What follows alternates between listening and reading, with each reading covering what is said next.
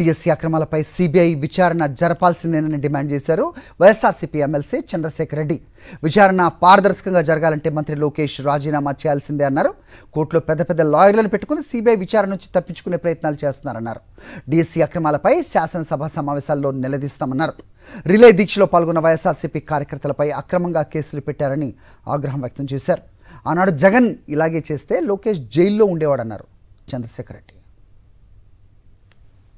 డిఎస్సీని రద్దు చేసేయమని అడగట్లా, అదేవిధంగా ఇప్పుడున్నటువంటి ఉద్యోగాలన్నింటినీ తీసేయమని మేము అడగట్లా. మొట్టమొదటిగా కోరుతున్నది సిబిఐ ఎంక్వైరీ చేయాలా.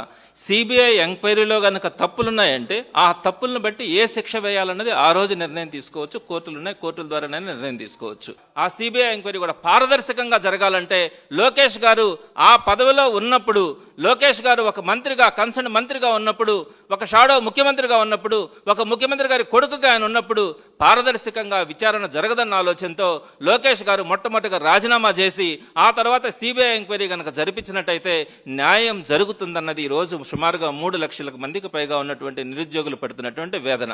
అయితే ఈ సిబిఐ ఎంక్వైరీ వేయకుండా మీరు తప్పించుకోవడానికి కోర్టుల్లో లాయర్లను పెట్టుకొని, పెద్ద పెద్ద లాయర్లను పెట్టుకొని సిబిఐ ఎంక్వైరీని తప్పించుకోవడానికి, సిబిఐ ఎంక్వైరీ పడదని మీరు సంబరాలు చేసుకోవడానికి ఎందుకు ప్రయత్నిస్తున్నారని ఈ రోజు నిరుద్యోగ యువత రోడ్డు మీదకి వచ్చి మిమ్మల్ని ప్రశ్నించే పరిస్థితికి వచ్చింది. కూడా సిబిఐ ఎంక్వైరీ చేసేంత వరకు వైఎస్ఆర్సీపీ పోరాటం చేయడం జరుగుతుంది. త్వరలో అసెంబ్లీ సమావేశాలు కూడా జరుగుతున్నాయి, అక్కడ కూడా ప్రశ్నించడం జరుగుతుంది.